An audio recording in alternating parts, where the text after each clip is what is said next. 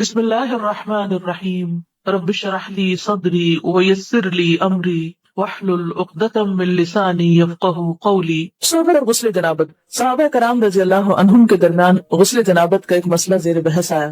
ایک گروہ کہتا تھا کہ غسل صرف دخول پہ فرض ہو جاتا ہے، انزال شرط نہیں، یعنی واٹر ڈسچارج جو ہے وہ ضروری نہیں۔ دوسرا گروہ بیان کرتا تھا کہ وجوب غسل کے لیے دخول کے ساتھ انزال بھی شرط ہے۔ یہ طویل مباحثہ کسی فیصلہ کن صورت پر منتج نہ ہوا۔ آخر قرار پایا کہ ام المومنین حضرت عائشہ رضی اللہ عنہا سے دریافت کیا جائے۔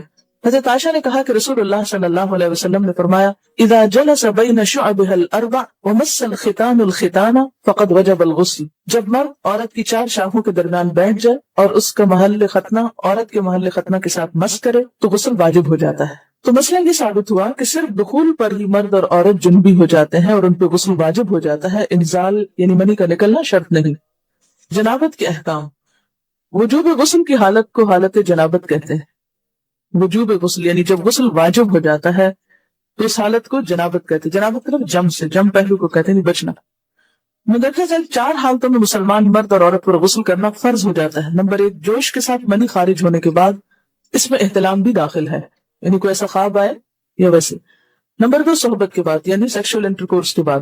نمبر 3، حیض کے بعد۔ نمبر 4، نفاس کے بعد یعنی بچے کی پیدائش کے بعد۔ اس میں یاد رکھیے کہ بہت سے لوگ پوچھتے ہیں کہ اگر خواتین انٹرنل چیک اپ کرواتی ہیں تو کیا اس سے غسل واجب ہوتا ہے؟ تو کوئی غسل واجب نہیں ہوتا جب تک کہ ان چار چیزوں میں سے کوئی چیز نہ ہو۔ اس میں یاد رکھیے کہ بہت سے لوگ پوچھتے ہیں کہ اگر خواتین انٹرنل چیک اپ کرواتی ہیں تو کیا اس سے غسل واجب ہوتا ہے؟ تو کوئی غسل واجب نہیں ہوتا جب تک کہ ان چار چیزوں میں سے کوئی چیز نہ ہو۔ صرف منی خارج ہونے سے بات نہیں بلکہ جوش کے ساتھ منی خارج ہونے کے بعد غسل واجب ہوتا ہے۔ رسول اللہ صلی اللہ علیہ وسلم نے فرمایا جب تم عورت کی چار شاخوں کے درمیان بیٹھ کر صحبت کرو تو تم پر غسل واجب ہو گیا اگر سے منی نہ نکلے۔ آپ نے غور کیا ہوگا کہ طہارت کے مسائل بہت تفصیل کے ساتھ اور اپنے اندر بہت ڈیٹیلز رکھتے ہیں، اور بہت سے موضوعات ایسے ہیں کہ جو انسان کی ظاہری زندگی نہیں بلکہ اس کی نجی اور ذاتی زندگی سے متعلق بھی ہیں، لیکن اس طرح پبلکلی ان کو پڑھانا اور ان کو سکھانا یہ بھی ایک ضرورت ہے، کیونکہ آپ صلی اللہ علیہ وسلم نے انصار کی خواتین کی تعریف کی کہ انصار کی خواتین کتنی اچھی ہیں جنہیں حیا دین کا علم حاصل کرنے سے نہیں روکتا۔ تو سوال یہ پیدا ہوتا ہے کہ آخر اتنی تفصیلات کیوں، اور بعض لوگ اس کو ناپسندیدہ قرار دیتے ہیں، تو ایسا کرنا ناسمجھی کی علامت ہے۔ ہم دیکھتے ہیں کہ انسان اگر اللہ کے بتائے ہوئے طریقے کے مطابق زندگی بسر کرتا ہے تو اس میں خیر ہی خیر ہے، اور وہ صرف خیر اس کی اپنی ذات تک نہیں رہتی، بعض اوقات دوسروں کی بھلائی کا ذریعہ بھی بن جاتی۔ عورت کو بھی احتلام ہوتا ہے۔ ام المومنین حضرت سلمہ رضی اللہ عنہا روایت کرتی ہیں کہ حضرت ام سلیم نے رسول اللہ صلی اللہ علیہ وسلم سے کہا اے اللہ کے رسول، یقیناً اللہ حق سے نہیں شرماتا، یعنی حق بات اور ایک ضروری بات جو ہے اس کو واضح کرنا ضروری ہوتا ہے، اور اس معاملے میں شرم سے کام نہیں لینا چاہیے، کہیں ایسا نہ ہو کہ انسان انجانے میں غلط کام کرتا رہے۔ تو یہ کہہ کر انہوں نے مسئلہ پوچھا کیا عورت پر غسل ہے جبکہ اس کو احتلام ہو؟ آپ نے فرمایا ہاں، لیکن جب پانی کا نشان دیکھے یعنی منی دیکھے۔ اس پر حضرت ام سلمہ نے شرم سے منہ چھپا لیا اور عرض کیا اے اللہ کے رسول، کیا عورت کو بھی احتلام ہوتا ہے؟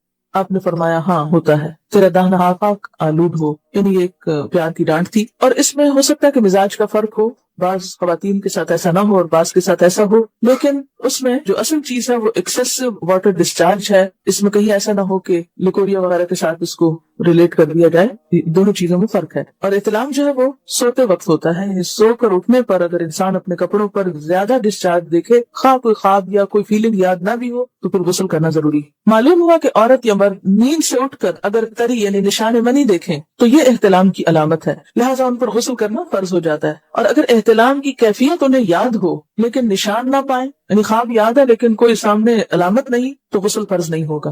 ایسی صورت میں شک کی ضرورت نہیں ہے کہ نہیں میں نے خواب دیکھا اور مجھے خواب بالکل صحیح یاد ہے تو مجھے نہانا چاہیے، نہیں، محض خواب پر نہیں نہایا جائے گا جب تک کہ فزیکلی کوئی ایسی چیز سامنے دیکھی نہ جائے۔ حضرت ام سلمہ روایت کرتی ہیں کہ میں نے کہا اے اللہ کے رسول صلی اللہ علیہ وسلم، میں اپنے سر کے بال خوب مضبوط گونتی ہوں، کیا میں انہیں غسل جنابت کے وقت کھولا کروں؟ آپ نے فرمایا ان کا کھولنا ضروری نہیں، تیرے لیے یہی کافی ہے کہ 3 لپ پانی اپنے سر پر ڈالے، پھر اپنے سارے بدن پر پانی بہائے، بس تو پاک ہو جائے گی۔ یعنی بالوں کی جڑیں بھیگنا، سکن بھیگنا ضروری ہے، سارے بال کھولنا ضروری نہیں ہے۔ جمبی کے بالوں کا مسئلہ۔ حضرت عائشہ کو خبر ملی کہ حضرت عبداللہ ابن عمر عورتوں کو غسل جنابت کے لیے بال کھولنے کا حکم دیتے ہیں۔ فرمانے لگی ابن عمر پر تعجب ہے، انہوں نے عورتوں کو تکلیف میں ڈال دیا، وہ انہیں سر منڈوانے کا حکم کیوں نہیں دے دیتے؟ یہ حضرت عائشہ کی ڈانٹ تھی، یعنی وہ یہ تو کہہ رہے کہ عورتیں بال کھول کھول کے نہائیں، تو وہ پھر سیدھا یہی کہے کہ عورتیں بال منڈوا لیں۔ میں اور رسول اللہ صلی اللہ علیہ وسلم ایک ہی برتن میں غسل کرتے اور میں اپنے بال کھولے بغیر سر پر 3 چلو سے زیادہ پانی نہیں ڈالتی تھی۔ معلوم ہوا کہ غسل جنابت کے لیے بال کھولنے کی ضرورت نہیں، مگر یہ حکم صرف غسل جنابت کا ہے۔ غسل حیض کے لیے بالوں کا کھولنا ضروری ہے کیونکہ وہ مہینے میں ایک دفعہ۔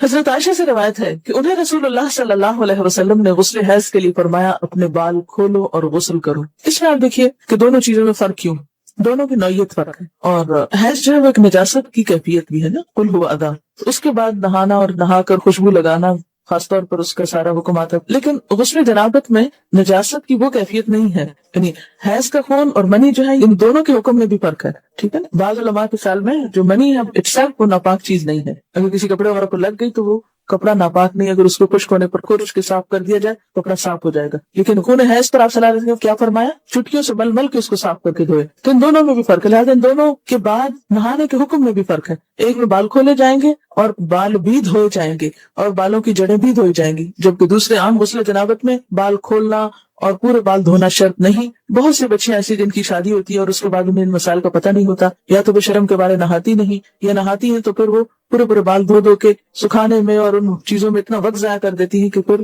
بعضوں کا شوہر کی نافرمانی اور آپس کے تعلقات میں ٹینشن، لوگوں کا خوف۔ تو اگر دین کا صحیح مسئلہ پتا ہو تو انسان ان تمام مشقتوں سے بچ جاتا ہے اور ایک نارمل روٹین کی لائف گزار سکتا ہے۔ تو اس میں کیا صرف 3 کپ پانی، 3 لپ پانی، یعنی 3 دفعہ کیوں کہ اگر ایک دفعہ ڈالنے سے پوری طرح نہیں بھیگا تو آپ یہ بھی کہہ سکتے ٹیپ کے آگے سر کر کے تو ساری اسکن جو ہے سر کی اس کو آپ گیلا کر لیں، پیچھے سے بال جو ہیں اگر لمبے ہیں تو ان کو ایک طرف کر دیں تاکہ پورے بال نہ دھونے پڑے، نہ سکھانے پڑے، نہ خشک کرنے پڑے، اور باقی جسم پہ پانی بہا لیں۔ دوسری صورت یہ ہے کہ مگ میں پانی لے کے تو اس کو آپ تھوڑا تھوڑا کر کے پورے کو ایک دفعہ کریں، پھر اس کے بعد دوبارہ کریں، اور تیسری دفعہ رول کر کے بالوں کو پیچھے سے شاور کیپ ڈال لیں اور باقی جسم پھر دھو لیں۔ شاور کیپ سے کیا ہوتا ہے عام طور پر کہ پیچھے کے جو سارے لمبے بال ہیں پھر وہ نیچے گر کے گیلے نہیں ہوتے، وہ آپ کے سر پہ ٹک جاتے ہیں۔ تو سر کی اسکن دھوئیں اور بالوں کو جوڑے کی شکل میں باندھ کے اوپر شاور کیپ پہن کے پھر باقی جسم کو اچھی طرح دھو لیں۔ تو اس میں آپ دیکھیں کہ جب بالکل سر کے اسکن کا حصہ ہی تر ہوگا، اور یہ 3 دفعہ کرنا ہوگا، ایک دفعہ سے نہیں کام چلے گا، 3 دفعہ کرنا تاکہ کوئی بھی بال برابر جگہ اسکن کی خشک نہ رہ جائے۔ تو اس سے کیا ہوگا کہ جتنا کم بال گیلے ہوں گے اتنی کم دیر میں ان کو خشک بھی کیا جا سکتا ہے اور کسی بھی مشقت کے بغیر انسان نماز پڑھ سکتا ہے۔